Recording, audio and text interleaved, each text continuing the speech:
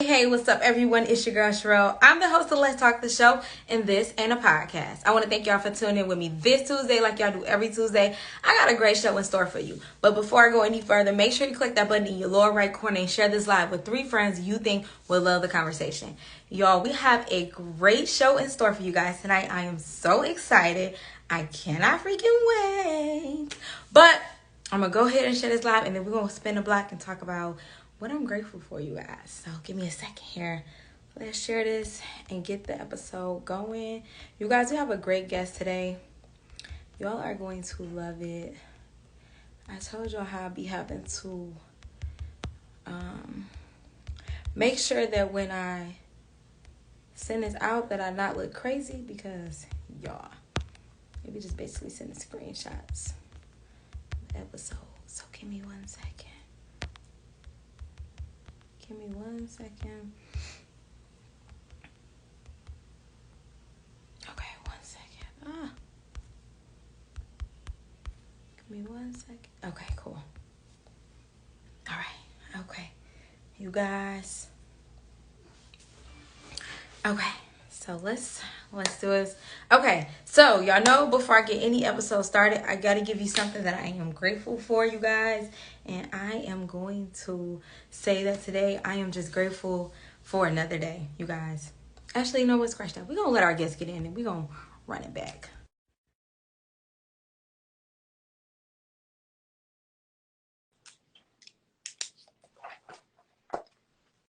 So let's see. My hair is giving bald head. Hello. How are you? I put a little filter on mine, girl. No, it's good. fine. Get Oh my goodness, it's so nice to meet you. It's nice to meet you too. My goodness. Okay, so before I get first off, I'm so excited to have you. I told you when we talked on the phone, I was like, my sister spoke so highly of you, and she was like, you was gonna do it. I was like, I don't know. She seemed kind of big. She's like, no, she's not like that. She's not like that. So I am so glad to have you today. Okay. I'm happy to be on. So happy. So before we kick off any show, I have to start every show off with something that we're grateful for. It's so important that we focus on what we have and to be mindful of it, because so much time we spend on wishing what we had. So what's something that you're grateful for? And then I'll go after you. I'm grateful for my perspective. Oh, yes. I like that. Mm-hmm. And then I was about to say what I was grateful for. I am grateful for just having another day to try again. Mm-hmm. Just having another day to try. Okay, so let's get into it, Kia. Let's start off, because you straight off the east side. Mm-hmm. State Fair. Yeah. Tell me what, I mean, for the most part, I feel like everybody here is in the city, but for those that may not be familiar with the east side of Detroit, Kia, what was it like growing up on 7 Mile State Fair? Well, back then it was like a totally different day and time. You know, it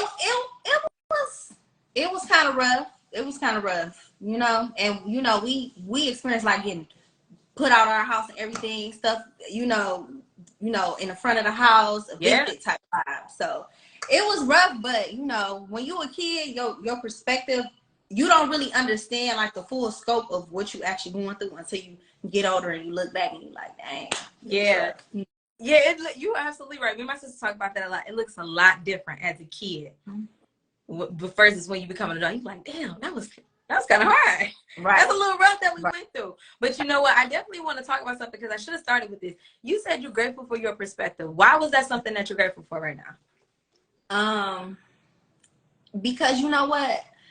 I just feel like you can be the richest person on earth. You can be the healthiest person. You can be I don't know, living in the best city ever. But it's just like, if your perspective not right, your mind not right, you're not going to be able to really like take that in and, you know, really just be appreciative of that. And, you know, even if you in the worst times, you know, if your perspective not right, you're not going to be able to really come out of it, you know, and persevere basically. So it's just like, through all in all, I'm very, very, very, very, very grateful for my perspective. I definitely agree. Your mindset is everything, especially when you high, when you low, because it's definitely gonna make your storm either that much harder or that much lighter. Mm-hmm. So who do you have to credit outside of yourself and God, of course, for this resilient spirit and this persevering spirit that you have? My parents, my mom and dad. My I mom thought and dad. you said what? Both of them, my mom and dad. I saw you talk about your dad and how much you admire him, how much he's your rock, how much you're so happy to be a daddy's girl. And then I saw your post about your mom, how much you love your mom, that's your best friend. And how did your relationship with your parents influence like you growing up and becoming this extraordinary businesswoman and this amazing entrepreneur? Well, first things first, my relationship with my dad taught me that it taught me understanding and it taught me patience. Like, you know, a lot of people don't know this, but, you know, when I was growing up, my dad had a really, really hard childhood.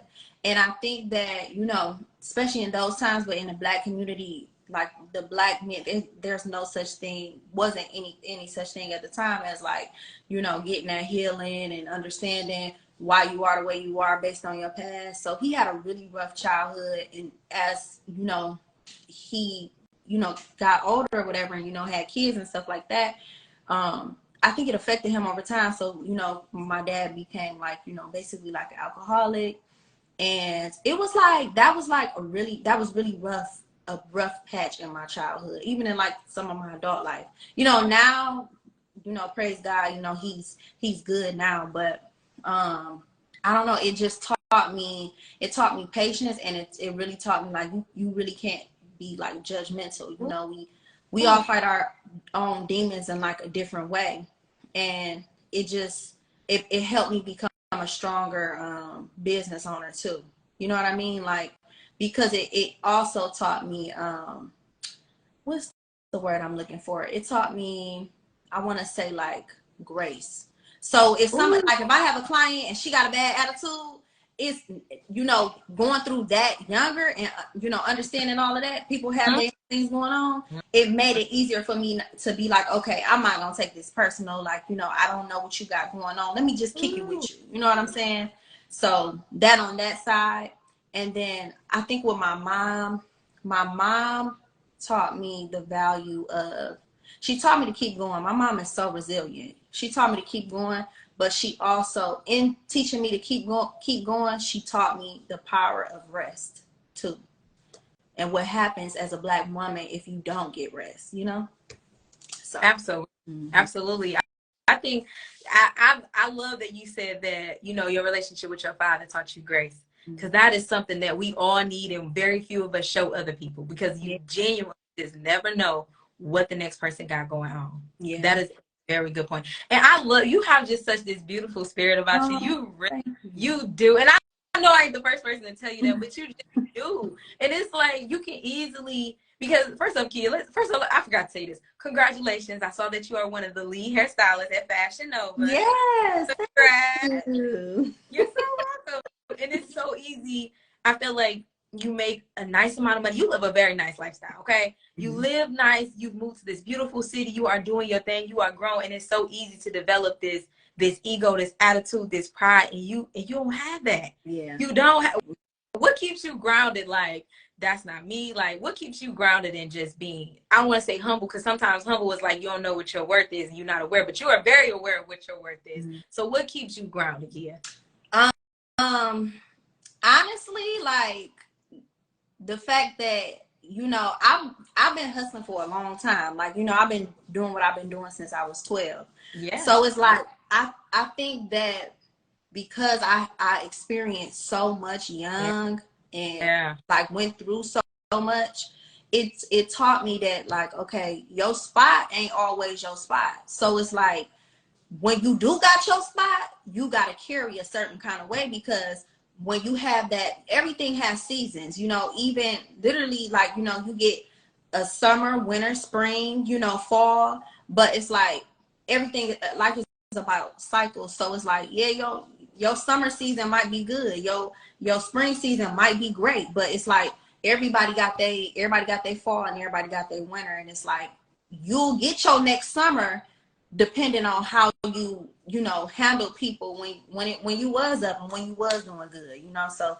I just always try to keep in mind that, you know, my reputation is everything. Like, I can never go broke if I got people who always gonna vouch for me. I can never go broke. I got people who are always gonna be like, you know, just be like, okay, I know her character. I know what kind of person she is. I'm always gonna make money like that. I'm always gonna excel like that.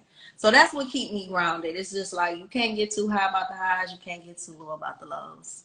Yeah, I had a good friend tell me that. A good friend of mine told me the same thing. Never too high, never too low. So I definitely agree. So let's move along. You grow up, you get to high school. You came out of Cass Tech, number 1, second to none. Okay. Yeah. I like it. I like it. And so before you had a storefront, Kia, you were in a barbershop. Can you tell me about how that experience like shaped you as an entrepreneur? Man, funny story. Okay. And it's so funny. I was just telling somebody this story yesterday. But basically, you know, just skipping on along, make a long story short. When I we make a long story long, we got time. Okay. So so basically, me and my sister, I think at the time I was like in the 10th, maybe I was in the 11th grade. 10th, no, I was in the 11th grade. So by the 11th grade, I'm popping. I'm hustling real good. Like, I'm going to school. I'm taking all my hair supplies with me because at this point I'm doing my teacher's hair in the hallways, and on lunchtime I'm doing I'm curling the girls in the bathroom. I'm doing eyebrows and lashes on lunch. You know, I'm really getting it. And I was also baking like cupcakes and cookies too. So I was selling them too. So one day, so we always used to drive, like, we would take 8 Mile, sometimes just take 8 Mile, you know, straight downtown, because my mom worked downtown too at the time. And so we would get up super early. She had to be at work at like 7. We had to be at school at 8. So we was leaving out the house about 6 sometimes 5, you know.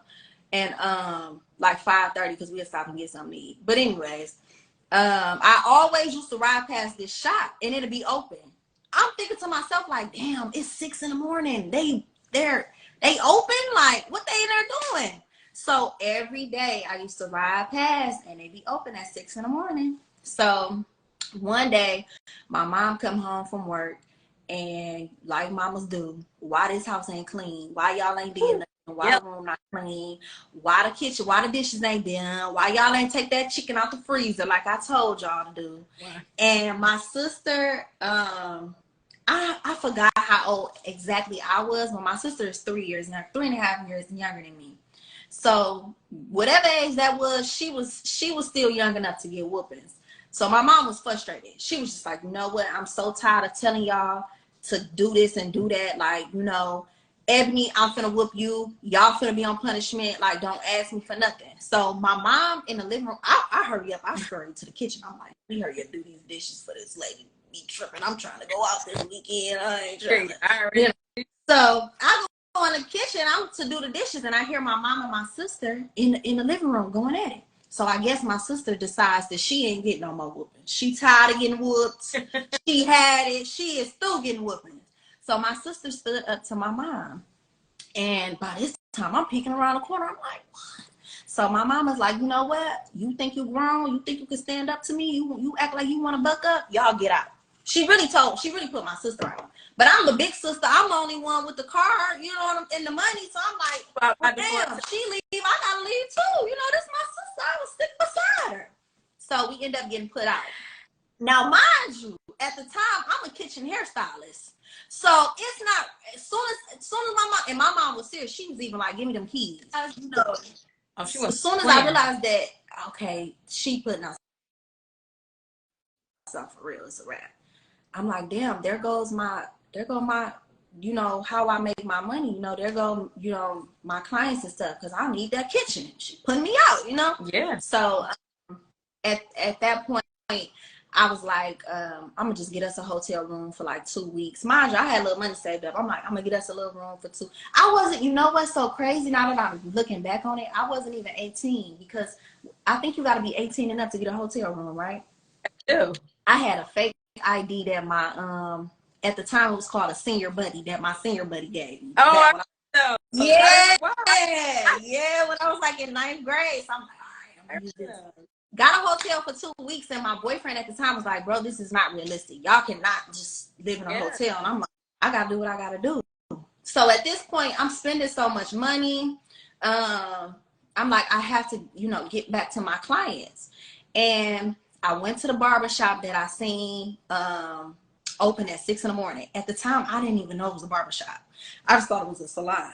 I go in there, it's like on a Tuesday. So technically for salons, Mondays and Tuesdays, like Mondays, really salons is closed, but Mondays and Tuesdays is the slowest days of the week. So when I go in there, it's only 2 people working. It's the owner. I didn't know he was the owner at the time, but the owner and this other guy. So it's 2 booths in there. All the other booths is empty. So I'm not able to see, like, okay, everybody cutting hair. It's a barbershop. So I was like, is the owner in here? And he was like, I'm the owner. What's going on? And I'm like, I really wanted to know if you had an extra booth. I really want to work. He still don't know this is why I came to the shop to this day. But I'm like, I really want to work here. I got a really good clientele, And he was like, this the only thing he asked me. He said, do you got a boyfriend? And I was like, no. And he was like, all right. Because if you got a boyfriend, you can't work here because, it be a lot of men in here. I don't need no issues. I was like, all right, I got no boyfriend. And I moved in like 2 days later. And I stayed in that salon for maybe, 3 years, trapping it out. And eventually I was just like, you know what? I have to like, I got to the point I was doing hair so much, so young. I was wearing my body out. I wasn't eating good. I was staying in the salon till like starting at 7 in the morning, wasn't leaving till like 3 in the morning, So I was getting sick all the time because I was eating fast food. I was barely sleeping. So I'm like, man, realistically, like I have to figure out an exit plan because, I fall in love. I want to spend time with my boyfriend. If I have kids, I want to be able to spend time with my kids, or you know what I mean? Or if I feel sad and I don't want to come in and do hair, I still want to be okay enough to, be able to not do that. Yeah. So eventually I released my own hot tools and I was like, shit, I need somewhere to showcase them. And I ended up finding this salon and this lady, girl, I could talk. So you got to let me know, girl, when you ready. You ready.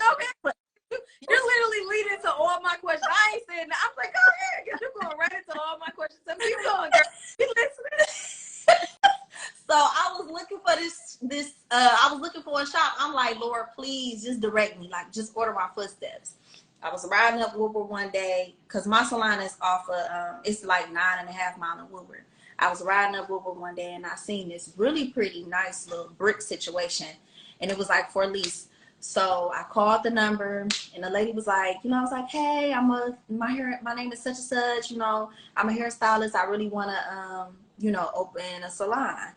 And she was like, okay. She was like, but I got a girl. She wants to open a salon too. And, I'm just waiting on her to get back with me. I told her I would wait on her. So I'm like, damn. So I'm like, all right. So I called her back maybe a week later. Well, not even a week later. I called her back. I'm like, hey, what's up? You heard from the girl? And she was like, no, I haven't heard from her yet, but I promised her I would give her time. So, I'll get back with you.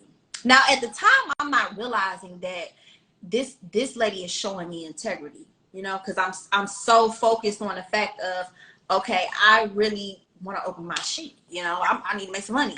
But she's showing me integrity. She's showing me that she know how to keep her word. Exactly. So I called her again. I bugged her again. I'm like, listen, lady, if this girl ain't called you by now, she don't want this spot. I got 2 months worth of rent and security deposit ready right now, cash. What's up?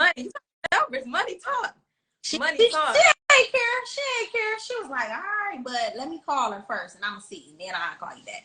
So she ended up calling me back the next day and she was like, all right, I'll meet up with you. And after that, it was history. I've been there for going on 9 years now. Well, 8, 9 years. And she really respect me because, and this is what I be telling people, man. If you got the money to really take care of your people, take care of your people because they gonna love you for life. Some people, they gonna play that game, but for the most part, it's like when you take care of your people, they take care of you back. Me, at the time, I just turned 21. And when I was paying my rent, I was paying her early. And not only was I paying her early, I was giving her 2 months rent, every month, in advance. So my rent was already paid up. And she respected that. She told me, she was like, you my youngest tenant ever. And she tell me, like, you know, I look at you like a daughter. And, you know, she's a white lady, you know. So not that make a difference, but just to say, like, you know, she you know, she about her business, you know, but she was like, I see you about your business too. I can respect it. Absolutely. So when my business did go through a rough time and I had to temporarily close and I was running, you know, a lot of people don't even know this, but when I was owing like 3-4 months worth of rent, she wasn't trying to put me out. She wasn't trying to evict me or nothing. I was telling her, I'm like, I got you. Don't worry. Like, I got you. I'm just going through a rough time right now. You know, out of all these years I've been here, this is the first time I've ever went through this, but I promise you, I got you. And she was like, all right. And, you know, I had her. So, you know, that's how that went. That says a lot. Mm-hmm. It says a lot that your character can always be relied on. Yeah. Always be relied on. Mm-hmm. And there's a quote from I think it's the Godfather of hip hop or something like that, but he said, I never got problems because I always got friends. Mm-hmm. And it was to say that because his character was so good and he stood on his word, that he never had to ever worry about a problem. When you do good by people, and they know your character, you ain't never got a problem in the world. All you got is a bunch of friends and somebody gonna help. Yeah. And so I definitely, like, where does this come from? Like, I want to know, because everybody ain't built like this. Some of these niggas is cut from some Dixie paper cloths. Like, where does character come from, Kia? I've been hustling for a long time. Like I said, like, when it's just in you, when they on you, that's just how it goes. I know, like, when you really been, like, some people say they know how to hustle, but when you run off on people, when you lie and you don't stand on business, you're not a hustler. You just good at shysting. You know what I'm saying? Like, you just good at playing your role. It's a difference when you really a hustler. You know that, you know, a lot of the hustle is about integrity and loyalty. You know what I'm saying? So it's just, that's like the main thing, you know. And I feel like too, not even like, I feel like hustling too has taught me a lot. You gotta take your emotions out of it. As a woman, that's hard. You know what I'm saying? I would hire people and I would get so upset and offended when they decided they wanted to quit, or when they didn't do their job, or when they, you know, they did crazy stuff. I would take it so personal. Even clients, like, you know, if they, I don't really care about people chair hopping. I'm not a stylist like that, but let's say they didn't, I don't know, they just like left me a bad review. Like, I would take it so personal, and it's just like, it's not personal, you know. For them it might be, but for you it should never be personal. You know, it's, at the end of the day, it's always about the end goal. And I think that too, like, that helped me in my dating life too. I bet you it did. I bet you it did. Ain't nobody catching no feelings over here. Just a bunch of life. No feelings. That helped me in my dating life, you know. So on that one. We're gonna go to the comment section. I see some people drop us a couple comments. India said, hey, beautiful ladies. Hey, girl. X. Somebody said, exactly, kind artists are different from hustlers. They are absolutely different. That is not the same. They'll make you think they hustlers though, because they talk real good. There you go. They ain't hustlers. They ain't hustlers. Shit. Mm-hmm. Somebody said, Ashley Marquita said, Kia, you have always been humble. Glad to have witnessed your journey in the beginning to where you are now. Keep up the good work, babe. Hi, I'm sorry. Thank you. All right. So let's keep it moving. So let's talk about, I've looked at your interviews. Even when you and I talked on the phone, even now, you hear a lot about how your faith and your spiritual journey has impacted you so much. Because I also saw that when you first moved and you did your first 10K with the 5-in-1 wine, mm-hmm. you talked about how it put into perspective your time management. So how was your spiritual journey impacted after realizing how much money you can make in just that little time? I think you said in like 3 days you made 10K when you first launched, right? Mm-hmm. Yeah. So how did that?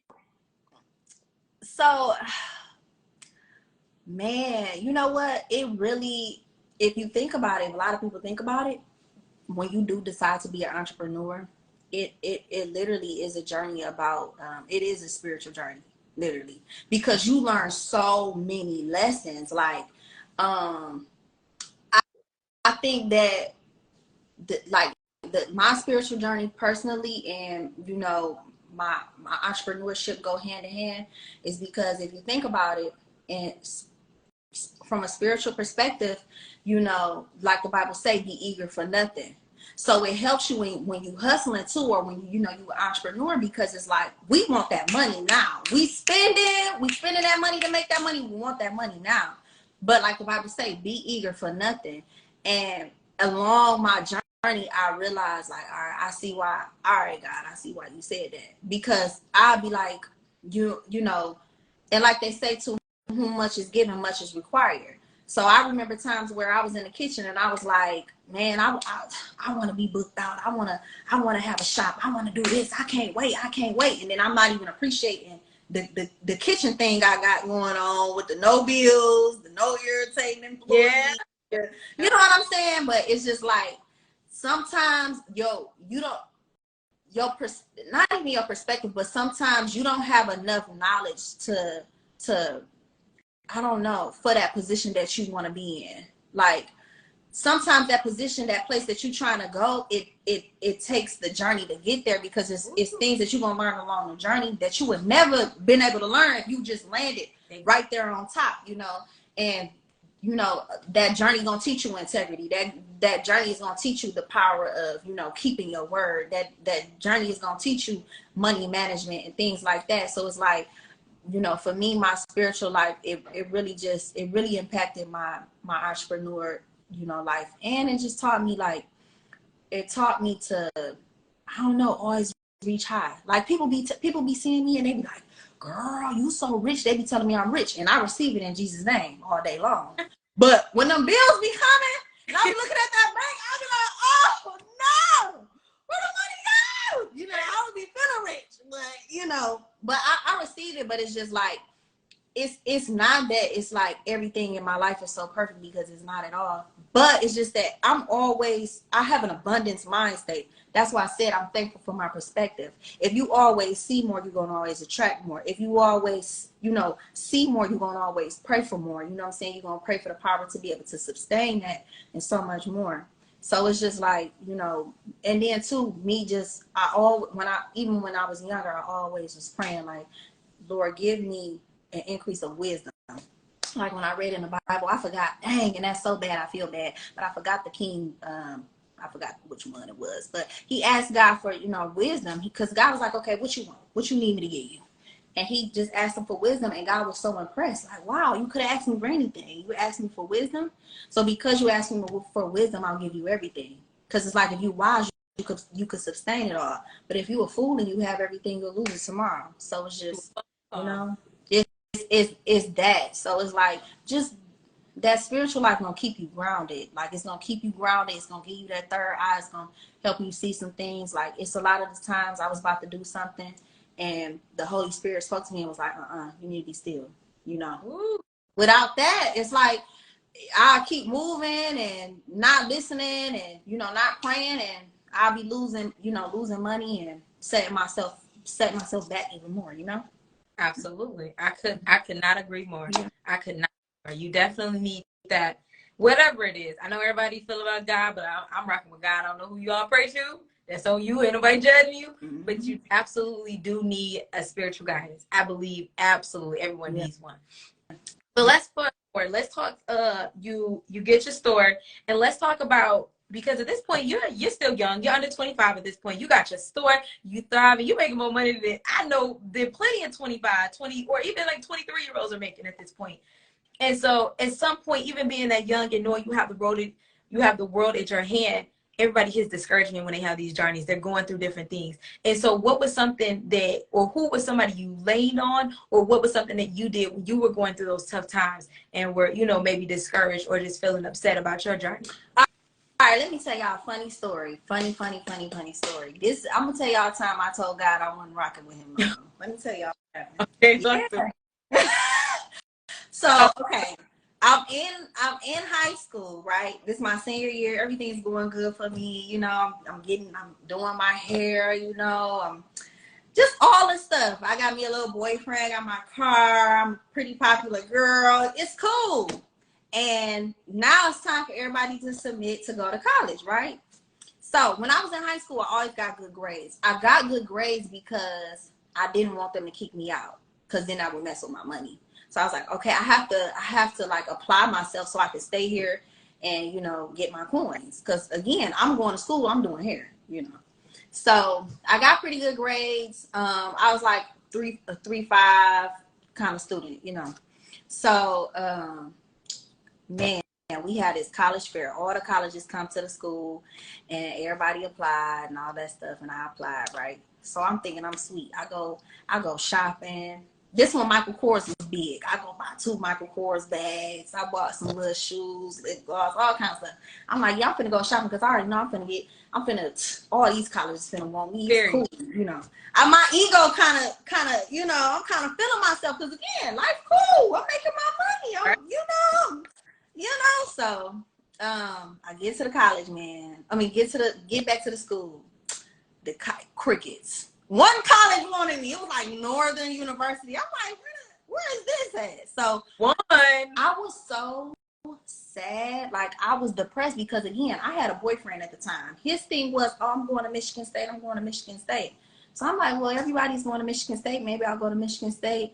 I really didn't know what. I wasn't like I wasn't like a person who was like, oh, I really want to go to college. I was just like, everybody's doing it, I guess I got to do it too. So, but when I didn't get accepted to nothing but one college, that was like an ego blow for me. And then instantly, I'm just like, man, I feel like a loser. So I went home and I was crying. I was talking to my mom and she was like, it's okay. And I told God, I was just like, why would you embarrass me like that? Why would you do me like that? Like, if this wasn't in the plans for me, why would you set me up? Like, I was like, you know what? I'm done praying. I'm done, right? So I don't know what happened, but something happened where the Holy Spirit ended up coming to me, and it was like I just had a different revelation out of nowhere. And basically the Holy Spirit was telling me, like, your plan is not my plan. Like that, and that's okay. You know, just because your plan is not my plan don't mean my plan ain't right. You know, right. So, you know, don't basically like be so hard on yourself. And I don't know, I just start repenting. I was just like, God, you know what? I trust you. You know, it's cool. Like, I trust you. So then not too much later after that, my mama was still, she was like, oh, you're going to apply. You know, it's okay. You know, we can get some scholarships. We can apply for other colleges. Maybe those colleges wasn't for you. And I straight up told her, I said, Mama, I ain't going to no university, baby. I said, I'm going to go there. I'm going to go to that school, baby. I'm going to be messing with them boys and I'm going to be doing that here. I'm going to waste you and my money, honey. I'm just going to a community college and we just go right like that. Went to a community college and I did that for 2 years, but I was going to go for 4 years and get my bachelor's and stuff, but I didn't end up going all the way through with it because then I had got my shop. And I was just like, cool, shoot. People go to college to make more money, so I'm already making more money, so I guess I can skip that step. And after that, the rest was history. So I'm happy it worked out like that. I feel like if I would have went to college, my life would be totally different than what it is right now. Yeah. So, you know, I'm cool. I'm like, all right, God, you know, you do your big one. Right. You know what? I think that no matter where you go, your passion is always going to call you back. So you would have got to that school and somehow you would have been up there and it would have turned you right back around to doing hair. Somehow, some way, you would have been back in line to do hair. And then you would have realized at that point, like, I just wasted my time coming here because now I'm back where I should have been. But my process would have been so much longer. It would have been so much longer. It would have been so much longer. I would have went to school the whole time and then got out and then been like, all right, I'm not using my, you know, my degree. And just go on here, you know. So. Absolutely. So I want to make sure I'm hitting everything a little bit along the journey. We're gonna talk about you soon, taking this big old leap of faith and moving. But before we get there, you're still young when you got your shop, and let's talk about everybody can't go because this is still a nice journey. You're gaining the popularity. You're making a nice amount of money. Naturally, people just want to jump on the bandwagon. This is even before you leave town. Yeah. What is it like having to break those friendships or separate yourself from people because everybody can't go and everybody can't be surrounded because they will definitely try to bring you down or dim your light. So what was that process like for you just leading up to getting ready to leave for LA? Man, I went through a lot of heartbreak. Like now when I look back at it, I went through a lot of heartbreak, but more so with like my friends and family. I've been the kind of girl, I've always had a boyfriend, but I got a little player to me. I got a little player about me. So I wasn't necessarily getting my heart broken in that situation, those kind of situations. I was still like getting my feelings hurt. But I think I don't know, I went through a lot of like friend hurt and like family hurt, you know. One thing I do want to say is when I was growing up, like looks wasn't a big thing in my household. Like we wasn't, my parents, both of my parents have amazing personalities. They're both really goofy. Now that I'm older, I see why they fell in love with each other, because they have great personalities. So growing up, like me and my sister, we have a lot of personality. So even when I, you know, went to start going to school and so on and so forth, I was always like the cool, funny girl. I really didn't realize how cute I was until I got in high school. I'm like, oh, okay, I see what y'all saying, you know. I didn't really, because I was like, I keep my hair done and stuff. I was always like a girly girl, but I was always like the funny, cool girl, you know. So That's yeah, hilarious. yeah. So it's like when I got older, I wasn't like truly looking in the mirror. Like when people would be jealous of me, like my mom be like, oh, they jealous, or my dad, oh, they jealous, or my little boyfriend, oh, they jealous. I'll be like, what they jealous about, you know? Because in my mind, me doing hair, I'm just doing what I like to do. I'm just doing what I'm supposed to do. In my mind, me having a car and living like this and living like that and having the money to do this and do that, I'm not thinking nothing of it. I'm like, well, shit, I need a car, so this just happened to be the car that I really like, you know? It's not my fault it's sweet, but this is the one I like. I could afford it, you know, and I like this house. This is why I got it, you know. So I was just always in my mind doing what I was supposed to do. See, it's so funny because, and that's why I always tell people, pray for your confidence. I always pray about your confidence. Like, you know, my affirmations, I speak in the morning, I am confident.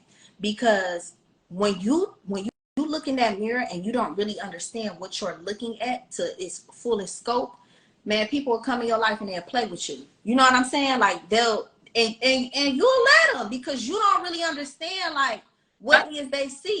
Now somebody be like, oh, they jealous of you. I'll be like, shh, I see why. I'll be jealous too if I was their ass. You know, but It makes sense.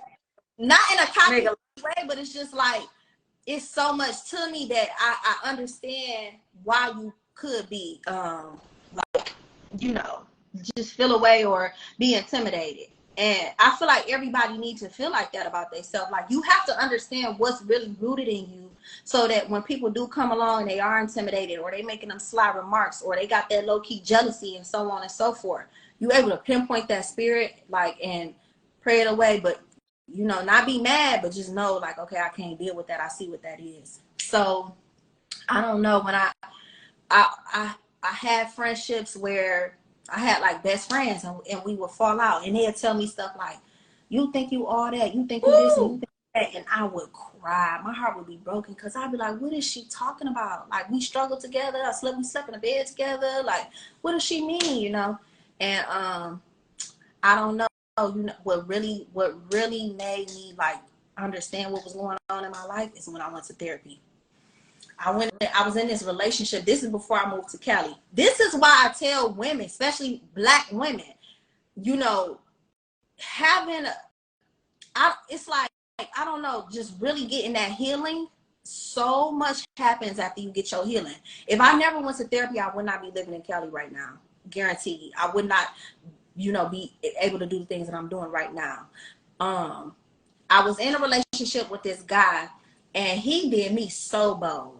And you know what? It wasn't even, I did get cheated on, but I wasn't tripping on that. I wasn't tripping on that, because in my mind, men will be men, whatever. You know, I'm not a person who accepts cheating, but it's like, if you cheat, I know that it's more so about you than it is me. Absolutely. So it's like, whatever, you know. But he did me so bold. But when I say he did me bold, he would just, he always made a point to like tag my confidence, like sly little underlining things he would say that would like tag my confidence, that I didn't know that it was, you know, tagging my confidence, until like I'll wake up one day and subconsciously I'm thinking a thought that's not really mine. It's something he said to me. So anyways, once the relationship came to an end, I realized how emotionally and mentally depleted I was. Like, I was so down to the point where I told my mom, I was like, Mom, I think maybe I need antidepressants or something because I feel so low. And it wasn't, like I said, it wasn't necessarily him per se. It's just that I think that everybody has like a breaking point. Like, we carry so much baggage to the point where it actually finally starts to like weigh you down. And I think the relationship with him was like the straw that broke the camel's back. So something in me was like, I don't know. One day I was laying in bed and I was noticing a pattern. And I was like, and not just with men, but with all the relationships around me. And I was just like, you know what? It's something I'm doing. And not only is it something I'm doing, it's something about my perspective. And then not only is it something about my perspective, I don't want to turn into these people that hurt me. Because it's so easy to get bitter or get mad or get closed off. Like, I don't want no new friends. I don't trust niggas. I ain't messing with niggas. Females is like this. This is why I ain't got no female friends. You know, all that is just like toxic. I didn't want that. Because I knew that with that kind of thinking, I was never going to make it to where I was trying to go. Ooh. And when you have like big dreams and big goals and you really trying to get somewhere, you cannot afford all that baggage. You can't. I prayed. I was like, Lord, I want a therapist, but I want her to be a Black woman. I want her to be older than my mom, and I want her to be older than my grandma. Because I need 2 times worth of wisdom. Right. And absolutely. I want her to be God-fearing. So I ended up finding this therapist. Oh my God. Her name is Dr. Carolyn. And anybody that need a good therapist, Black woman, I got y'all. Just DM me. But man, she made me, when I went into her office, she told me, she said, you have low self-esteem. And when she said it, I was in shock. I was like, girl, what? I came up in here with my heels on. You know, I went in there with my little red bottom. I came up here with my red bottom heels on, my hair, my makeup done. Girl, what you mean? Now, I know I'm a little sad, but I ain't got no self-esteem now. But she was like, no, it's not about looks all the time. You know when you have low self-esteem because of the things you accept in your life. Woo. Talk to him. So I was just like, oh my God. So she really like went through this whole process with me. She taught me how to meditate. It was such a great experience. And not only that, during that time, I went strict vegan. Like, I went 100% vegan. So y'all gotta know, the spiritual journey that I was having at this point in my life was unreal. Like, I remember praying a long time ago. I asked God, I said, God, why you make me like this? I was literally heartbroken. I think I had 2 of my friends. I stopped being friends with them.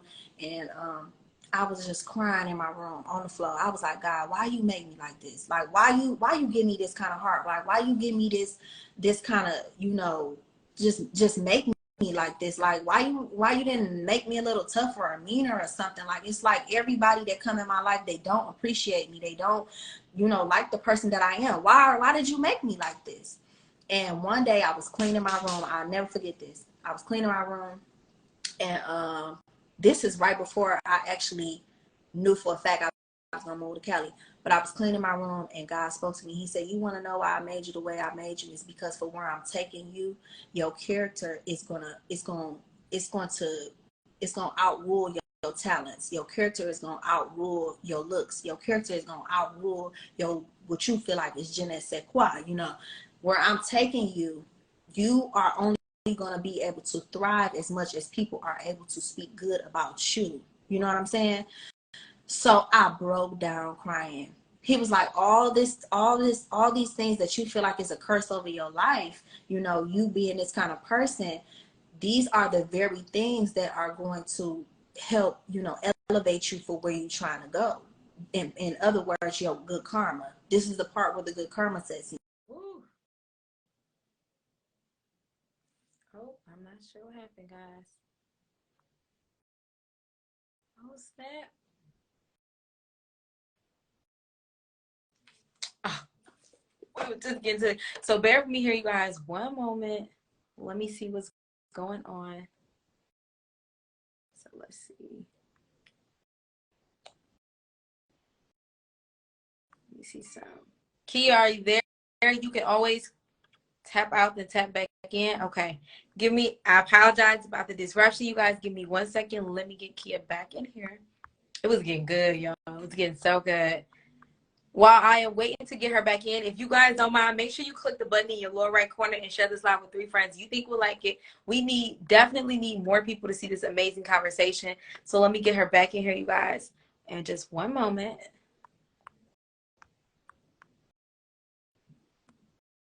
Okay. Let me see something here. Ooh, my eyes is hurting. It's light. Okay. Let's see. We're going to wait 1 second to get her back in here, you guys. Give me 1 quick second. While we wait for her. Oh, there we go. You back? I'm back. My phone ran hot. I was like, no! Good. She was all invested in this. I couldn't believe it. My phone was like, you running hot. I'm like, oh, no. But everybody out here looking on this. Like, okay. You was a good story here. Okay, I'm charging my other phone though, just in case. Okay, let me put this back up. I'm back. Maybe let me try to do like this, put my phone on sideways, because I think I got the little light right here. Let me try this. So good. Okay. Right. Oh, I got my boob shirt on. Hold on, let me roll down. I'm going out later. Okay. Because you're sideways for us. Okay, let me see. Okay. Can y'all still hear me? Yep. We can hear you just fine. Okay. Cool. All right, I'm back. So what I was saying. Okay. So basically, oh, the devil's a liar. All right. So basically, I was just it was just like that revelation of, everything that I instilled in you, all that I put in you, the person that I made you, I knew what I was doing when I was doing it. Don't question me. Everything like they say in the Bible, you are beautifully and wonderfully made, So that's why for women, everybody, but especially Black women, you have to look in that mirror. You have to understand like who you are and all that you have within you, but like I said, if I didn't go to therapy and if I didn't get that baggage up off of me, I went through a lot as a child, so my parents were great, but we still struggled a lot. I kind of grew up fast because once my mom and dad separated and my dad was going through his issues, I had to step up to the plate, so to speak. So I was doing crazy stuff when I was young. Like I said, my dad, he had his issues. So I was kind of taking care of my dad. I was helping my mom out. So now as I'm becoming a woman, I'm meeting these guys that I ain't got no business talking to. I'm giving them money. I'm buying them stuff. That's insane. I would never this day. No. My friends be like, oh, girl, I'm going to buy him some shoes. I be like, girl, you better bake him some cookies. For real. So it's like, it just helped me. It helped me know how to carry. And it helped me realize, like, it's more to me than just being able to do hair and all of these other things. So absolutely, it's far more to you. Yeah. Let that be no mistake. Okay, definitely make them niggas some cookies. Okay, no, I don't niggas nothing.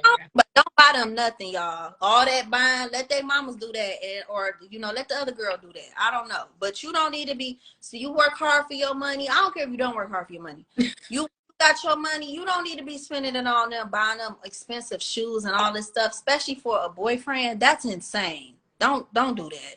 I be telling my homegirl that all the time. Cut it out. Men are. What we go wrong as women? We think that men are like us. We think about what we want, so we automatically men want that too. No, they don't. They don't.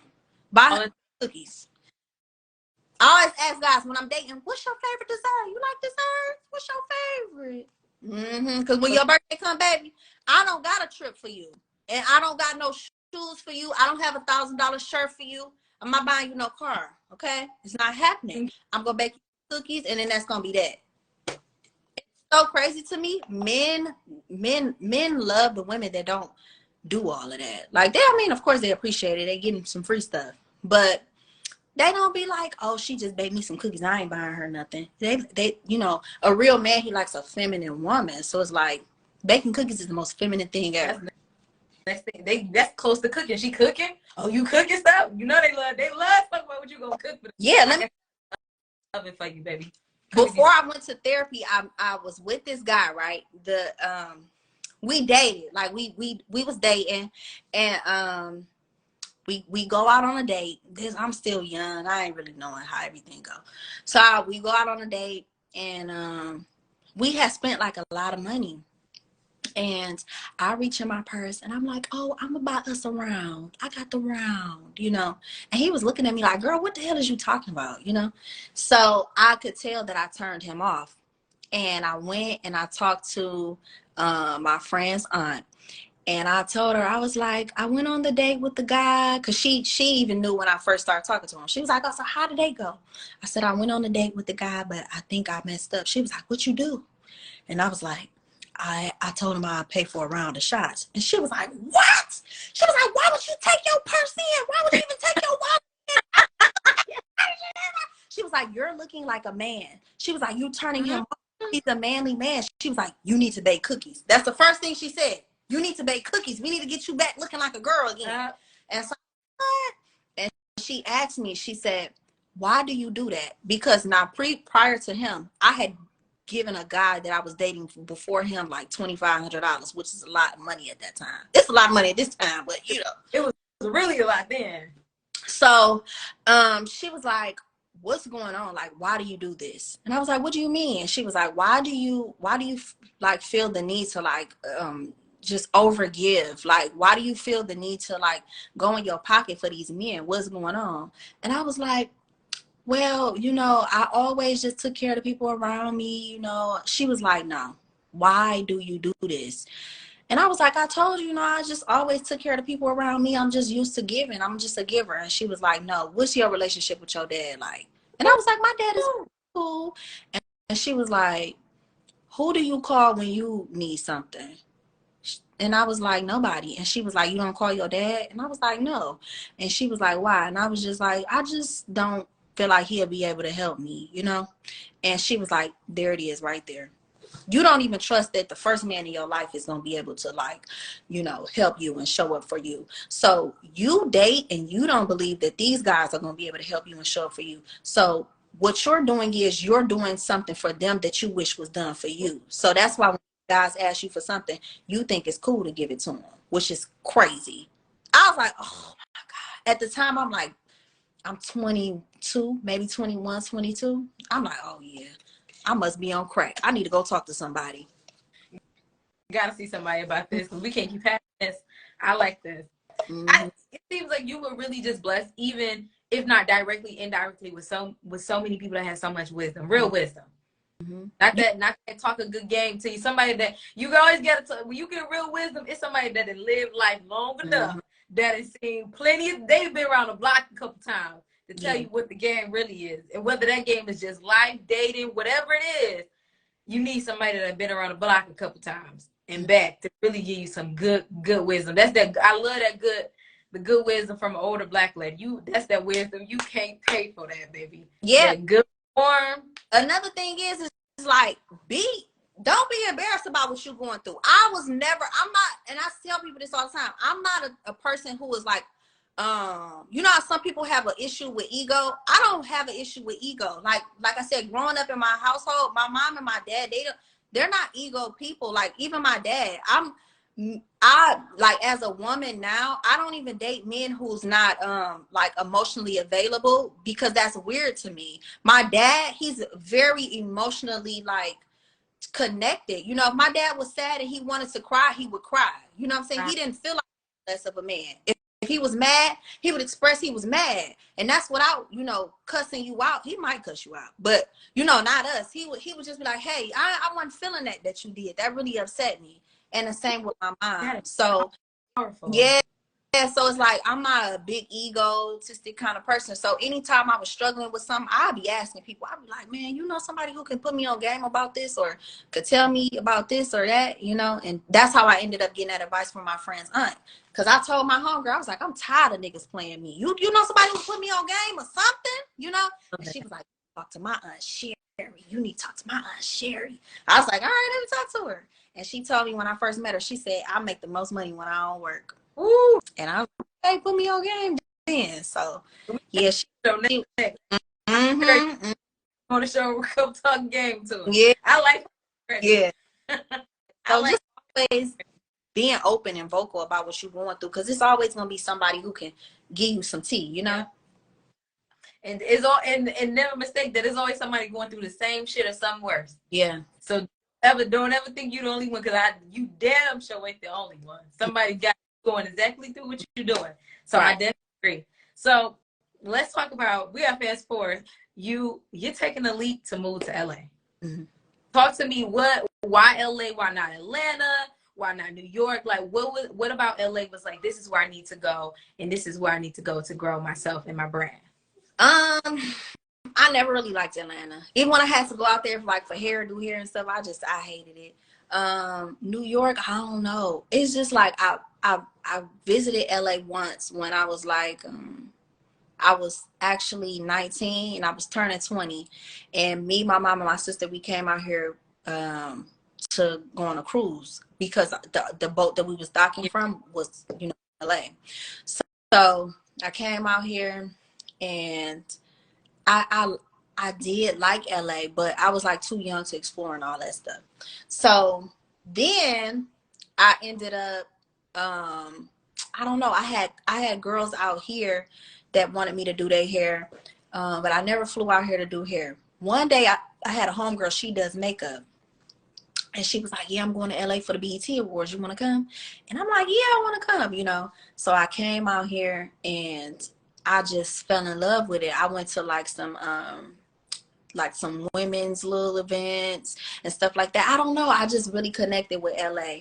And after that, I was like, So, you know what? And while I was out here for the BET Awards, I ended up meeting this makeup artist. He was like very prominent makeup artist. I think he still does makeup. He does. But I ended up getting close with him, right? Because I braided his hair. And it was like when we first met, we clicked. And he was like, you should move out here. And I was like, you think so? And he was like, yeah. And I was like, man, but y'all rent is too high. And he was like, oh, girl, you'll get used to it. It's normal out here. You'll get used to it. And I'm like, hell no, I could never get used to it, So I don't know what happened. I think after that relationship, and then when I start going to therapy, it was like God was calling me to come out here, to move out here. And I don't know. I remember having a dream one day about me living in LA, right? So I actually came out, and at first I was like, maybe it's just me. Maybe I'm just being crazy. Maybe this is just my voice. This probably ain't even God. This probably me off. So I came out here to visit one day, and I remember riding up this street, and I had never, this is probably my third time coming to LA, but really exploring it by myself. And I went up this street, and I was like, I had a dream about this, right? Wow. Same my dream. So that was the first thing. So when I got back to the city, I was like, all right, listen, God, if this is really you, I need a sign. I said, if it's meant for me to move to LA, if this is truly you, I need the entire 1 year of rent, like in my bank account, for me to move out there. Now the place that I was looking at was $2,500, so that times 12. So I'm like, I need that for the year in my bank. At the time, I probably ain't even had that much money in my account. I probably didn't even have $5,000 in my account. That just lets y'all know. And I was coming out of like a drought, a really rough time, because my business had like a slow season. So I was practically like living off of my credit cards and stuff. I was just in debt, and my credit score was just all messed up. So I was coming out of that. So at this time, I didn't have like a lot of money in my account. And I'm like, all right, God, if this you, I need that rent, And then that came effortlessly. I'm talking about, it was crazy. I'm like, no, I just got lucky. All right, God, if this really you, for it again. Do it again. I need a staff. I need a full staff that I feel comfortable getting at my store while I'm gone. I need the shop rent secured. Like, if this really you, then that happened. I'm like, all right. I'm like, all right. And then by that time, I had my store for I want to say 3 years, and I never was able to keep like a steady enough staff that I trusted to me to go move, you know. But it's just like all of that just fell in my lap, and I was just like, now by this time, I'm like, I'm all like through. I got a pretty good standing in my therapy process. I'm like strict vegan at this point. You know, I got my routine down pat, my therapy, my affirmations, my eating, my working out, all that stuff. So I was like, all right, well, I'm gone then. That's it. And I moved to Cali, and I never knew I could get homesick, but I ended up getting homesick. But I was like, I ain't leaving.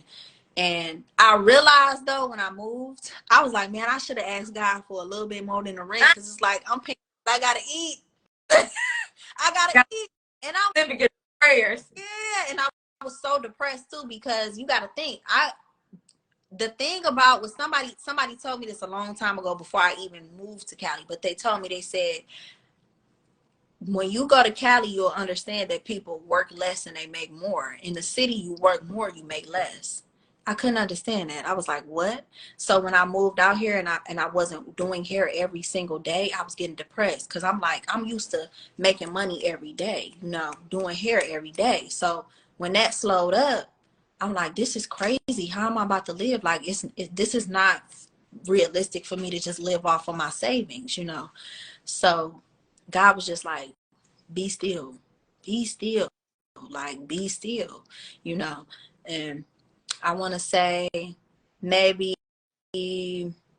still that first year, connections is everything. That hairstylist, that makeup artist I told you I was doing hair for, a guy, I was braiding his hair. Man, I want to say that first year, like towards the end of the year, he called me and he was like, what you doing? And it was like early in the morning. I'm like, nothing. And he like, well, I hope you got your shit together, because I need you to do Angela Simmons hair for growing up hip hop. And I was like, what? I'm up. I'm getting up right now. And so then I started working on set for growing up in hip hop, and I was doing Angela Simmons hair. And you know, that went on, and then the pandemic hit. And I was like, all right, God, come on now. Come on, man. Come on, man. And I don't know, it worked out. The pandemic was great for me because everybody had money, you know? Everybody was eating in the pandemic. When nobody was in the pandemic, everybody was eating. Everybody was up dog shit during the pandemic. Nobody, I ain't see crime in the D for so many months. I ain't know what happened. Yeah. They was up. So you said what? I said, so it was cool. It absolutely was. You just see, that's why I just let you talk, because you just walk right into my next question. I say nothing, so let it go. Let's talk about, because there's always a lot of people wonder how you get these connections, and it's like, oh, is it always are you always at the right place at the right time? And it's like, it's a little bit of that, but it's also a little bit of working while you wait. It's a little bit of both. Mm-hmm. And then you mentioned another key part, which is also making connections, building those relationships, authentic relationships with people. Mm-hmm. Tell me, like, let's talk about that working while you wait, because you could have been there moping and crying or not nourishing these relationships, but you didn't. And Dawn reached out to you and said, hey, I need you to do this. What was that moment like for you? Did you realize, like, hey, this is why I'm here, like, it's only up from here? Like, what was that moment when you got that call? It was good, but I got on set and I realized this is not what I want. What? Why? I was like, oh, this is not what I want to do. This is not what I want to do. You know what? It's like I do hair. I'm a hairstylist, but my definition of success is me being able to not do hair no more. That makes sense. Yeah, like me just being able to live off my e-commerce, my store, and I'm cool. I don't know. You know what? I got on set. Okay. I just realized it just was not. Nah, I'm grateful for the opportunity, but I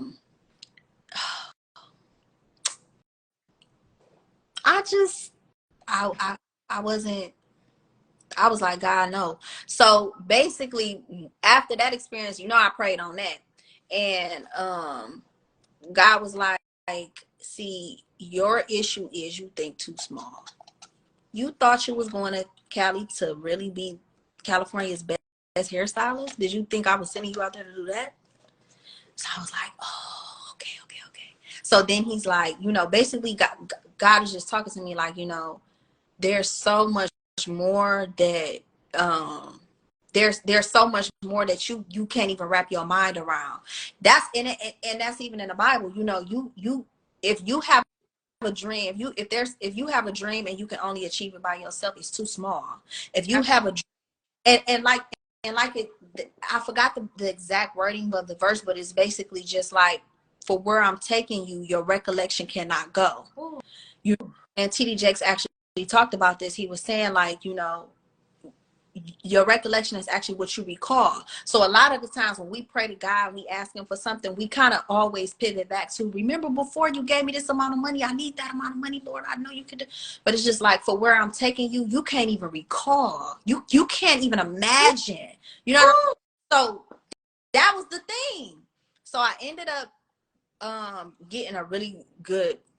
having a really good friend group. And man, let me tell y'all, you have to put yourself out there. Like, when I say, if you a people person, you have to capitalize on that. If you talk good, you have to capitalize on that. If you can connect with people, you have to capitalize. If you pretty, you got to capitalize on that. Whatever, you got to on it. Yeah.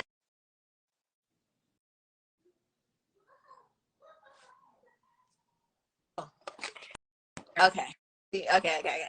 The main thing for me was, you know, I would go to parties and stuff, and I'm a people person, so I always kick it with the girls, I kick it with the guys, you know. I go to parties, I dance, I have fun. So people end up being like, oh, what's up, what's your name, you know, can we, you know, exchange information, stuff like that. And I always keep up with people, I always check in on them. Let's say I met you today, right? And I don't know, we met and we was both at the same ice cream place, and you was like, oh, I like your hair, you know, I just moved out here. A week from now, I would text you and say, hey, you know, how are you? You good? You know, how's everything going? I would just always follow up with people, and not from a perspective of, oh, I never know what they can do for me, but that's just the kind of person that I am. Yeah. You know, so that's very important. Going into every place you go into, you have to maximize. Like I always tell people, if you go to the grocery store, connect with at least one per every place you go, try to connect with at least one person. Y'all might not exchange numbers, but if you know that's a grocery store you always go to, you need to be kicking it with the lady who ringing you up. I don't know, because next time you go in there, I don't know, she might look out for you. You just never know. That's my mama, bro. She got a friend everywhere she goes. That's my mama. That is for real. But so important. Like, not trying to be funny, and I hope this ain't offensive terminology, but my dad would be like, he cool with all the crackheads in the hood, but they always look out for him. He'll be like, you know, my mama be like, go get some tissue from the store. My daddy be like, I'm just gonna see if such and such they got that plug on that. Bring us some tissue. You know. A couple dollars, I need some tissue, I can throw up something, he can go get. Yeah. Yeah, so y'all, my little depression falling apart. Okay. So that was like a major thing. Like, you know, that's why I said I took so much from my mom and my dad. My dad is such a people person. My mom is such a people person. I just always try to connect with people everywhere I go. But needless to say, I got on set. I didn't really like it. And I realized that I didn't want to be a hairstylist no more. I been knew that. When I moved to Cali, the whole thing behind that was, I was like, okay, I moved out here to get from behind the chair. Right. Because I always tell people, especially other hairstylists, as long as you're behind that chair, you cannot grow. You'll be stuck there. Put my little filter on, period. You'll always be stuck behind that chair. So I always been like a plan B kind of girl. It really is always plan A, but plan B kind of girl, because it's like, if you do manual work, you need to have like products. You need to have an e-commerce, all that stuff, because what happens when you get pregnant? What happens when you going through a heartbreak? What happens when you got a new boo and he want to take you OT real quick? You know, whatever. So it's like, you always have to have that cushion for you. So me moving to Cali my goal was to push my products, but you know, sometimes certain rooms is gonna take a different kind of skill set, and that skill set. They sure do. So you get your first celebrity hair. Angela's your first, right? You get to Angela, and then we're gonna fast forward. Well, my first celebrity hairstylist in Cali. Yeah, I mean, celebrity hairstylist in Cali is Angela Simmons. Let's fast forward it to. I'm not sure. Have you done Jody's hair before you did Krishan, and then you just moved into the role of the lead hairstylist? Because I feel like you've done hers before, and then now you're back there full time. I do Krishan hair first. Yeah, I did Krishan hair first, and then Jody's. Okay, so if you have a brain and eyes and ears, and you're on any type of social media, Krishan and Blueface is all over. What was that experience like? Man. Because I saw that video. I'm sorry to cut you off. I saw that video before I knew you were you. I was like, I see the video, and then when I went back to your page, I was like, oh my gosh, she did her hair. I was like, what? How did I miss this? And then I'm like, oh my God, this is her. Talk to me about that experience. Okay, so let me tell y'all. This the tea right here. This is the turning point of my life in Cali, right? Okay. So at this home girl, right? Well, we still cool. One day, so by this time I done been living out in Cali at the time 3 years, like three and a half years. Yeah. And I had just like let my team go. Like, so I ended up getting a team, and like for my e-commerce, and I don't know, I ended up letting them go. I ended up letting all of the girls who worked in my store go. Now the girl who did my my e-commerce, I didn't let her go. Our contract was just up. So, but we still cool. She back running my e-com. But so, and then the person that I had running my ads and stuff, I ended up letting her go. And then all the girls in my store, I ended up letting them go. I was coming to realize, like, okay, there's something I'm doing wrong. So I just was like, I'm not hiring nobody else till I figure out, like, what is it about me and my leadership skills, and then what is it about, like, my setup that things are not running the way I want them to run, right? So I'm in the house, and I'm depressed because I'm like, man, I'm not making the same money as I was making when I had my team. Because, like I said, it's impossible to make a certain amount of money by yourself. Absolutely. You need a team. So I'm in the house, and I'm just trying to figure out, like, okay, what's the next step? Like, because I know I'm not trying to be like a booked hairstylist, and I know that I need this e-com coin. But I need my setup to be right. I need my team to be right. So I had been praying. I'm like, I'm telling you everything. I'm like, okay, Lord, I had a real talk with God. I'm like, listen, I'm the first person in my family to do what it is I'm doing. I don't direct me, like, just give me some, like, send me some kind of blueprint. Like, I know I can do this, God. You brought me this far. Send me something. Like, throw me a bone, So my homegirl come over my house. No, at the time I was out, I was doing hair. I had a client, I had to travel to her, do her hair. My homegirl called me. She like, yeah, kid, can you do my hair? I got to go out of town real quick. I'm like, I can't do it right now. I'm not at home right now. I could do it later. I got a client. She was in a rush though. She wasn't hearing that. She like, all right. But she ended up going to this hair salon to go get her hair done. So she goes to the hair salon. She get her hair done. I want to say maybe 4 days after that, she come over my house. We just chilling, we kicking it, we catching up. Because she be going out of town a lot, I be going out of town a lot. So we never had a chance to, like, just say what's up to each other. So she ended up coming over, I cook, we talking. I kid you not, she's standing in the mirror and her wig is sliding back. I was like, Manger, your wig sliding back. And she was like, girl. So she pulled the wig off. It came off clean. She was so irritated. She was like, kid, do you know I just got my hair done and it's already, like, messed up? And I was like, that's crazy. It haven't even been a week. And she was like, guess how much I paid to get my hair done? I said, how much? She was like, $1,500. I said, girl, you could have gave me $500. I would have got you together. Your wig would still be on. You could have waited. Oh, hell no. Like, $1,500. She was like, I know. I couldn't wait. So I'm like, okay. So she was like, I was like, well, I could put your wig back on for you. Because I think she had to go out of town like 2 days later again. I was like, I could put your wig back on for you. The video is actually on my page. So I was like, but you got to let me record it. So she was like, all right. But she ended up paying me still anyway. But I put her wig back on. And after I put it on, she was like, you she was like, kid, like, you know, you do hair so good. It's no reason why you should be sitting in a house not doing hair. She was like, I know you don't want to do hair no more, but it's like, you have to capitalize on this. You do it so good. So I'm like, whatever, Major. I told you I ain't trying to do no hair now. So she was like, listen, kid. She was like, please go to the salon that I went and got my hair done at and see if you can work there. And I was like, no, hell no. I'm like, I'm not doing that. I ain't trying to go in no salon. I'm trying to get my salon back running. I ain't doing that. So she like, kid, please, there's rich girls that go in there all the time. It's famous people that go in there all the time. Like, please, you gotta go. So she begging me. I'm like, all right, Major, I'm gonna go. In the back of my mind, I'm like, I can't wait till she get up out of here so I can get back in the bed because I ain't going up there. So she had called me maybe like 2 weeks later and was like, did you go up there? And I was like, no, I ain't gonna go until I do my hair. You know, I'm gonna go. Didn't go. A month go by. She like, did you go? You gotta go. She kept telling me like, you gotta go, you gotta go. So I'm like, man, I'm gonna go up there. Cause at this point, it's like, you know, when I hear something a certain amount of times, I'm like, all right, it's a sign. Yeah. I go up there.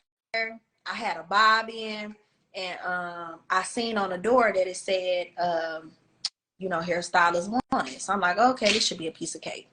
I go in, and the owner of the hair salon wasn't there. And they like, you know, he not here, but if you can come back, you know, he'll, he'll interview you. So I'm like, all right. So as I'm leaving, they call me. They like, he said he on his way back. Can you come back? So I'm like, y'all come back. He called me. He like, hey, you know, I'm this amount of minutes away. Are you cool to come back? I'm like, yeah. When I get on the phone with him, first of all, I'm shocked it's a man. Second of all, he sounds like he's Australian or something, right?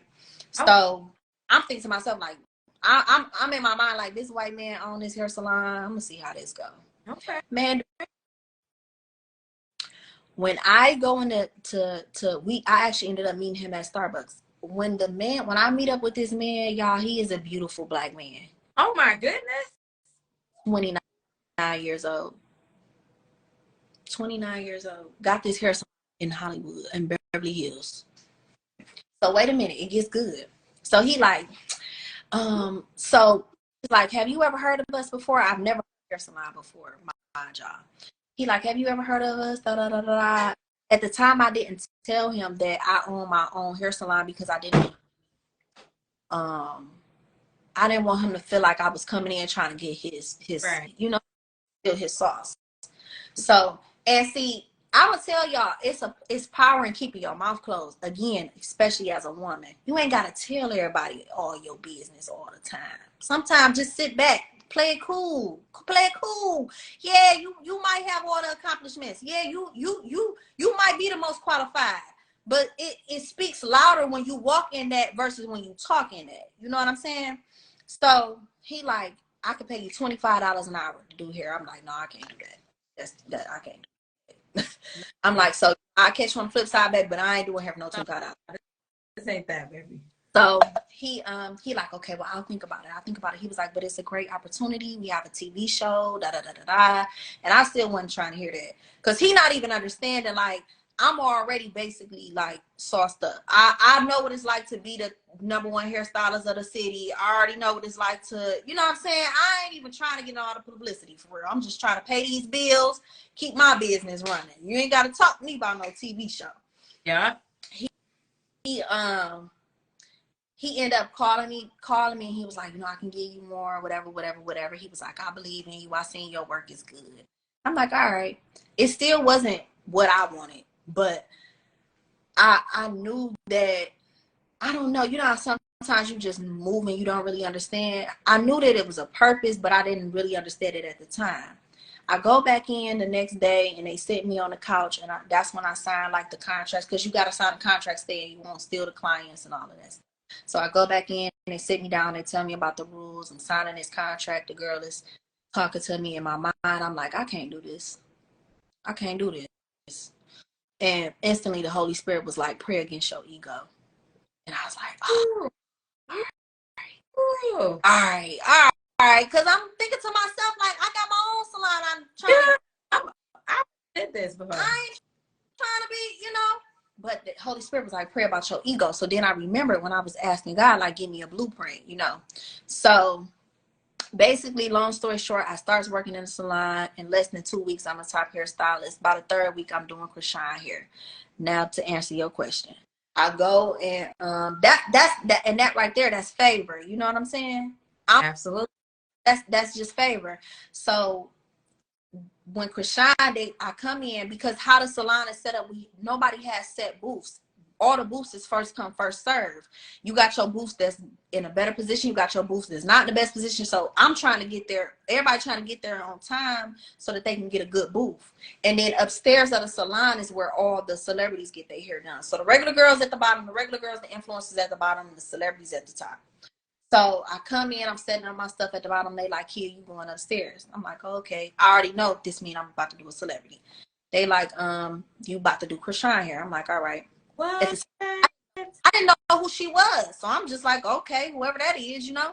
I go upstairs and this girl, she come up to me and she like, don't worry, you know, she not as bad as she seemed. I don't know what the hell she's talking about. Because again, I'm not familiar with, you know what I'm saying? So I'm like, what is she talking about? And again, I'm from Detroit, from the east side. So I'm really not worried about, you know what I'm saying? Like, if you For real. Be for real. she come upstairs and she on her, you know, her Krishan. And I'm just like, I'm like resting bitch face. I'm like, side or middle part. You know what I'm saying? Like, I'm still me, but I'm it's business, side or middle part, you know? So literally the first thing she says to me is she's like, where you from? And I'm like, I'm from Detroit. And she like, oh, verbatim, I swear, put my hand on the Bible, this is what she says. She said, well, I could tell you ain't from here. And I was like, why? And she was like, because everybody from here act like they scared of me. That right there let me know what I need to know. I'm like, okay. If you carry a certain way, if you seem like you're intimidated, people gonna intimidate you. If you don't carry like that, if you stand in your power, you know, people gonna respect it. And she did, you know, and I did her hair. She loved it. That was that first time I did her hair, that video you seen. She loved it. She ain't never had nobody do her hair like that good, period. Even to this day, I don't care what nobody say. I did her hair the best her hair ever has been done. So, and she knew that. So she was like, you know what? I want you. I got a show coming out. I want you to be the hairstylist on my show. She called her producer right in front of me and was like, this the girl I want to do my hair. She let the owner know of the shop. She like, she's the best hairstylist you got. She like, all the celebrities that you have coming here, you need to have her do their hair. Like, nobody's messing with her. You know, this looking good on me, because mind y'all, I ain't even been at the shop a month. And the salon owner, he like, you right. He was like, yeah, she a cute girl. Oh, so this is perfect. So it was history after that. After that, I did all the celebrities' hair. I did Sweetie hair. I ended up doing Jody hair. I actually met Jody at that salon. And then, yeah, so before I even went to Fashion Nova, I had already did her hair. And she was like, she asked me if I wanted to work over there because they was like short on hairstylists. And I'm like, yeah, it's so crazy. They set manager had called me like a week later. But again, you know, I move a certain way. I didn't want to move too quick. I wanted to be in prayer first. So when she was hitting me up, I'm like, listen, I work at this salon. I just can't leave here and just go there. You know, if I'm off on Sundays and Mondays, if y'all need me then, I got y'all. But other than that, I can't just. And I wasn't just going to leave him hanging. I know what it's like as a business owner to have, like, you know, you got a good employee. You want them to be committed and dedicated, you know. Yeah. A lot of your business rides on good employees. So I just wasn't doing that. And, you know, after me and him had a good understanding, because you got to think of it. He kind of looking at me sideways. He's like, who is this girl? Why is you here? You seem pretty established. Then it came out, I'm here. It came out, I'm here, Mrs. Then it came out that I have my own salon. So now he's looking at me like, why you here for real? You know, not a tea coming out about you. And one day me and him just had a real talk, and I just let him know, like, listen, I'm not here to take nothing from you. God put me here. You know, I'm just trying to grow as well. But me growing is not going to be me stepping on your toes and stealing your clients and customers. And he, I feel like God sent you here too. He was like, so whatever we got to do to water each other, I know that you're a great, not going to be here for long. Whatever we got to do to water each other, let's both grow. And I was with it. So by the time I transitioned, it was a smooth transition. We was cool. It wasn't a fallout. You know, we did a little toast when I left, me and everybody at the salon, and it was good. That's what I be telling people, man. Just because you transition don't mean it got to be a big fallout or all of that. Like, keep the business good. Like, it's cool that you got to move on. Everything, you know, transitions. But it's about how you carry it. It's all about how you do it. You never know what bridge you got to cross again. you know? Woo. And I ended up being on just that, like having good leadership, having good character. You know, I got a lot of opportunities. You know, he would have me do a lot of different people hair, celebrities hair. Some of them I didn't even know about, but they were really celebrities. I just wasn't familiar with them. You know, I was on a TV show, you know, all of that stuff. So that was such a great experience for me. But you got to think about it. God is so good because, and you also have to be careful what you pray for, but God is so good because I said, Lord, give me the blueprint. Next thing I know, I'm working in a salon that is literally just like mine. And not only that, this salon is making $1 million a month. Woo. You know what I'm saying? So that's like you saying, God, put me in a game, like, you know, give me the blueprint, give me the leeway. And he tell you, okay, I want you to work at a radio show. You might not be a host. You might be a co-host or something. The co-host without a mic. But it's a company that's just like what you got going on, except they're making your dream amount of money. They're making $1 million a month. You just there to pick up the gems and, you know, sow your seeds and have good character and boom, apply what you need to apply where you need to. Absolutely. So I that was love an experience. After I left the salon, I went over to Fashion Nova. it. You've been there, Kia. I know I came in and congratulated you with that. Can we get some little clapping hands in the comment section for Kia, because that is an accomplishment. That is huge. Fashion Nova, I can honestly say, was probably the first brand I think that really understood the influencer market and capitalized the shit out of it. Because for the longest, I didn't know Jody's name, but I knew her face, and she was that Fashion Nova girl. That's literally how I knew her. And I was like, they said, I got to market it. We got to market it. Boom. And there you have it. So major congratulations on that position. I don't even have a doubt in my mind that you're gonna body it. Your character has already spoken for itself. Your track record speaks for itself. Like, we're gonna wrap it up, but I always wanna get some great advice, young entrepreneurs, because I feel like the youth is everything in the world. I don't know if they watch the show, but I feel like if they want to follow somebody with some good character and that knows what they're doing, what advice do you have for young entrepreneurs? Somebody in high school, me, whoever. What about My advice would be pay your tithes. Pay your tithes, Ooh. pay your tithes, pay your tithes. For real. Like them tithes, people don't that stuff ain't no joke. Pay your tithes, stay in prayer. Always pray for confidence and wisdom. The two main things, confidence and wisdom. Go to therapy. If you know you got some issues, if you got some trauma, man, stop talking to your friends, because your friends only know as much as you know, if not less. Go to therapy, get that healing. Start investing in yourself, get a routine. I wake up at 5 in the morning. You know, I ain't saying y'all gotta wake up at 5 in the morning, but I wake up at 5 in the morning.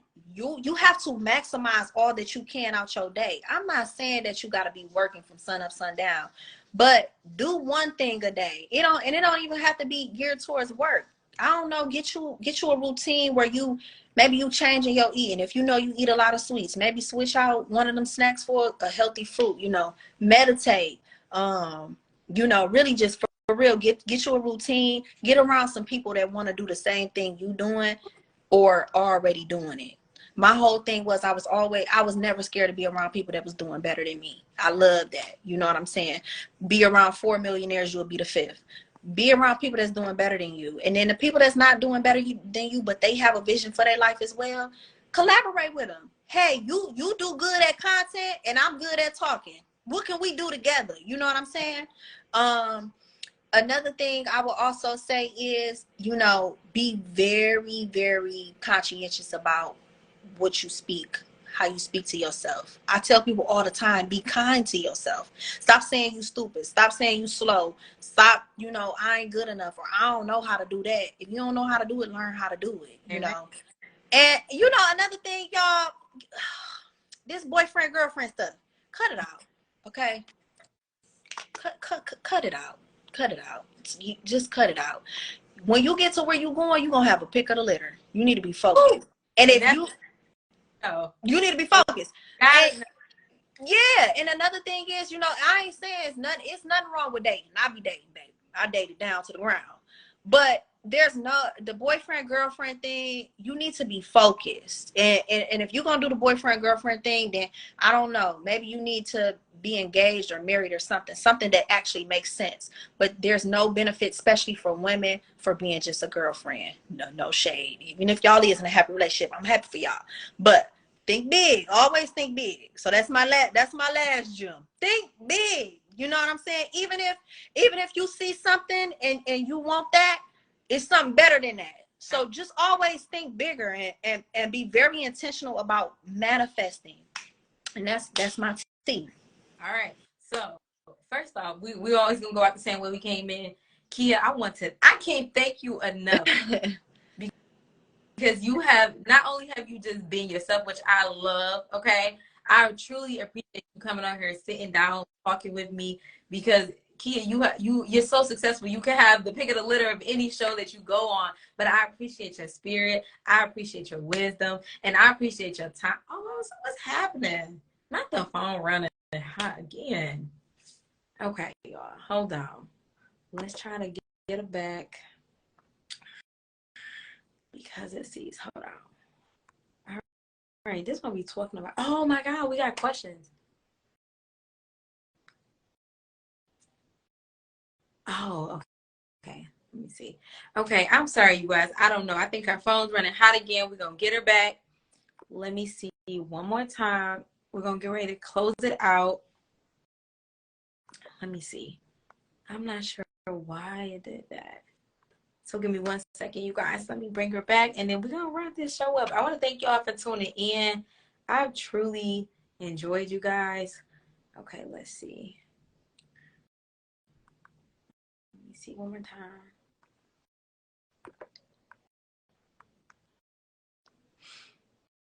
Okay, there we go. Okay, let's see.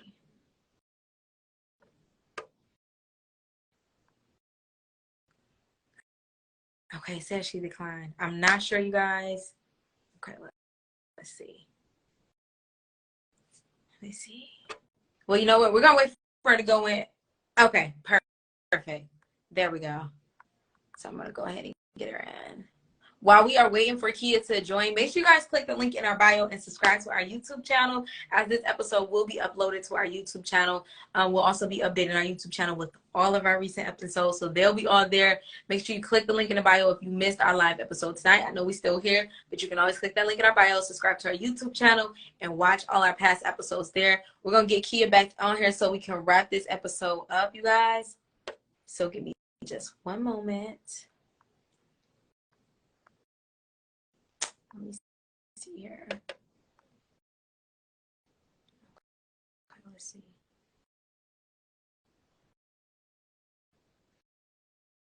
Okay, let's see what's happening, guys. I apologize about this. Okay, let me see.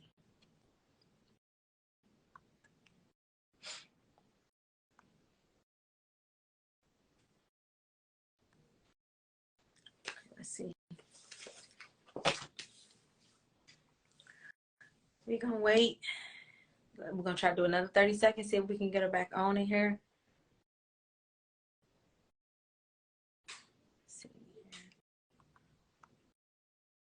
Okay, there we go. Okay. Is she going to? Okay, perfect. There we go. All right, so we're gonna get her back on here.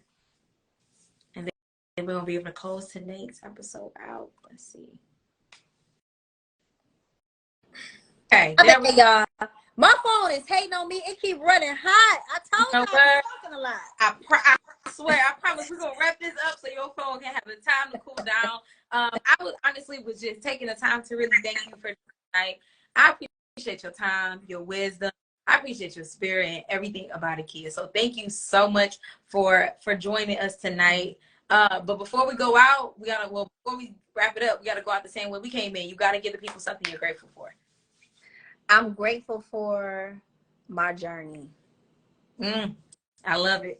I love it. I'll close it out with mine. I think today, I'm grateful. I'm grateful for the wisdom, because I feel like I'm a big fan of asking for prayers, and then when somebody starts to telling me something, I always feel like it's God saying that this is what I need you to hear. So I think I got definitely my own wisdom that I needed today. So I am grateful for that. I am grateful for our beautiful audience members that joined us tonight to listen to the gems that Kia dropped and share more about her journey just onto success, entrepreneurship, her journey with God, and just hear more about her upbringing in the city of Detroit off the east side, y'all. We always here for the D girls.